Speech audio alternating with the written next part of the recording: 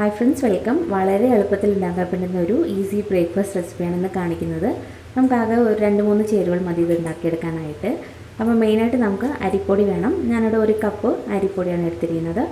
വറുത്ത അരിപ്പൊടിയോ വറുക്കാത്ത അരിപ്പൊടിയോ ഏത് വേണമെങ്കിലും ഉപയോഗിക്കാം. ഇനി അതിൻ്റെ പകുതി അളവ് റവയും കൂടി ചേർക്കാം. അതായത് 1/2 കപ്പ് റവ.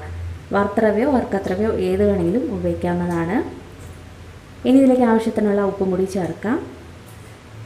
ഇനി ഇതിലേക്ക് വേണമെങ്കിൽ മാത്രം 1 ടീസ്പൂൺ പഞ്ചസാരയും കൂടി ചേർക്കാം. അത് ഓപ്ഷണലാണ്, വേണമെങ്കിൽ മാത്രം ചേർക്കാം. നിങ്ങൾക്ക് ഇഷ്ടമല്ലെങ്കിൽ ഒഴിവാക്കാം.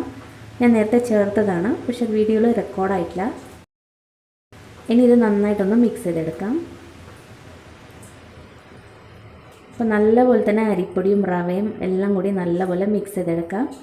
ഇനി ഇതിലേക്ക് കുറച്ച് കരിഞ്ജീരകം കൂടി ചേർക്കുന്നുണ്ട്. അതും ഓപ്ഷണലാണ്, ഇഷ്ടമാണെങ്കിൽ മാത്രം ചേർത്താൽ മതി, അതില്ലെങ്കിൽ ഒഴിവാക്കാം. ഞാനൊരു 1/2 ടീസ്പൂൺ ചേർക്കുന്നുണ്ട്. വീണ്ടും എല്ലാം കൂടി ഒന്ന് യോജിപ്പിച്ചെടുക്കാം. ഇത് മിക്സ് ചെയ്തതിന് ശേഷം ഇത് കുഴച്ചെടുക്കാൻ വേണ്ടിയിട്ട് ചൂടുവെള്ളം വേണം ഉപയോഗിക്കാനായിട്ട്.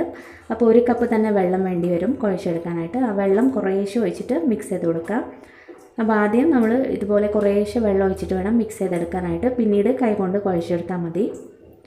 പിന്നെ വെള്ളം ഒഴിക്കുന്ന സമയത്ത് എല്ലാം കൂടി ഒരുമിച്ച് ചേർക്കാതെ കുറേശ്ശെ ചേർത്തിട്ട് വേണം നമ്മൾ മിക്സ് ചെയ്തെടുക്കാനായിട്ട്. അല്ലെങ്കിൽ പിന്നെ ഒരുപാട് ലൂസായി പോവും. അപ്പോൾ അങ്ങനെ അഥവാ ലൂസായി പോവുകയാണെങ്കിൽ കുറച്ച് അരിപ്പൊടി വീണ്ടും ഒന്ന് മിക്സ് ചെയ്തെടുത്താലും മതി.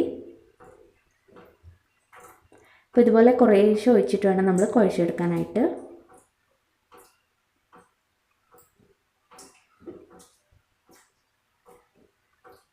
അപ്പോൾ നല്ല ചൂടുവെള്ളം തന്നെ വേണം കേട്ടോ, തണുത്ത വെള്ളം ഉപയോഗിക്കരുത്. അപ്പോൾ കുറച്ചൊന്ന് മിക്സ് ചെയ്തതിന് ശേഷം കൈവച്ച് തന്നെ കുഴച്ചെടുക്കാം. നമ്മൾ ചപ്പാത്തി മാവിൻ്റെ പരത്തിൽ ഇതുപോലെ കുഴച്ചെടുത്തിട്ടുണ്ട്. നല്ല സോഫ്റ്റാണ്. ഇനി ഇതുപോലെ ഉരുട്ടിയെടുക്കാം. പൂരിക്കൊക്കെ എടുക്കുന്നേക്കാളും അതിനേക്കാളും കുറച്ചൊരു വലുപ്പത്തിൽ വേണം എടുക്കാനായിട്ട്.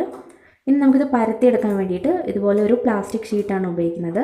അപ്പോൾ പത്തിരി പ്രസ് ഉണ്ടെങ്കിൽ അത് വെച്ചിട്ടും ചെയ്യാം. ഞാനിവിടെ പ്ലാസ്റ്റിക് ഷീറ്റിൽ കുറച്ച് ഓയിൽ അപ്ലൈ ചെയ്തതിന് ശേഷം ഇതുപോലെ വെച്ചിട്ടാണ് പ്രസ് ചെയ്തെടുക്കുന്നത്. അപ്പോൾ ഒരു പ്ലേറ്റ് വെച്ച് പ്രസ് ചെയ്തെടുക്കാം. അപ്പോൾ പത്തിരി പ്രസ്സൊന്നും ഇല്ലാത്തവർക്ക് ഇതുപോലെ ചെയ്താൽ മതി. അപ്പോൾ നല്ല കനം കുറഞ്ഞ് തന്നെ നമുക്കിത് പരത്തിയെടുക്കാൻ പറ്റും. നല്ല ഷേപ്പിലും കിട്ടും. അപ്പോൾ ഇതുപോലെ ഓരോന്നും റെഡിയാക്കി എടുക്കണം. അതിനുശേഷം നമുക്കിത് ഫ്രൈ ചെയ്തെടുക്കാം. നല്ലപോലെ തന്നെ ചൂടായിരിക്കണം. ഇനി ഇത് എണ്ണയിലേക്ക് ഇട്ട് കൊടുക്കാം. അപ്പോൾ നന്നായിട്ട് തന്നെ ഇത് പൊളിച്ച് വരും. അപ്പോൾ നമ്മൾ സാധാരണ പൂരി ഉണ്ടാക്കുന്ന രീതിയിൽ തന്നെ ചെയ്തെടുത്താൽ മതി. ഒരു സൈഡ് ആയതിനു ശേഷം മറിച്ചിട്ട് കൊടുക്കാം. അപ്പോൾ ചിലതൊക്കെ പെട്ടെന്ന് ഇങ്ങനെ പൊളിച്ച് വരാതിരിക്കും. ആ സമയത്ത് നമ്മൾ എണ്ണ കുറച്ച് ഇതിൻ്റെ മുകളിലായിട്ട് ഒഴിച്ചു കൊടുത്താൽ മതി. നന്നായി തന്നെ പൊങ്ങിക്കിട്ടും. ഇതിപ്പോൾ ആയിട്ടുണ്ട്. അപ്പോൾ നമ്മൾ ഈ പഞ്ചസാര ചേർത്ത കൊണ്ട് ഈ ഒരു കളർ കിട്ടുന്നത്. പഞ്ചസാര ഇല്ലെങ്കിൽ വെളുത്തൊരു കളറായിരിക്കും. നിങ്ങൾക്കത് വേണമെങ്കിൽ ഒഴിവാക്കാവുന്നതാണ്. ഇനി മറ്റൊന്നും കൂടി ഇതേ രീതിയിൽ തന്നെ നമുക്ക് ചെയ്തെടുക്കാം.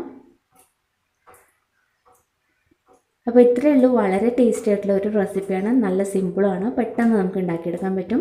സാധാരണ പൂരിക്കൊക്കെ കഴിക്കുന്ന ഏത് തരം കറിയുടെ കൂടെയും കഴിക്കാം. പിന്നെ ഇതിൻ്റെ പ്രത്യേകത എന്ന് വെച്ചാൽ തണുത്താലും കുറച്ച് ഇതിങ്ങനെ തന്നെ ഇരിക്കും കേട്ടോ. ഒരു സോഫ്റ്റായി പോവില്ല, ഇങ്ങനെ തന്നെ ഇരിക്കും. അപ്പോൾ ട്രൈ ചെയ്തിട്ട് അഭിപ്രായങ്ങളൊക്കെ അറിയിക്കുക. വീഡിയോ ഇഷ്ടപ്പെട്ടാൽ ലൈക്ക് ചെയ്യാനും സബ്സ്ക്രൈബ് ചെയ്യാനും മറക്കരുത്.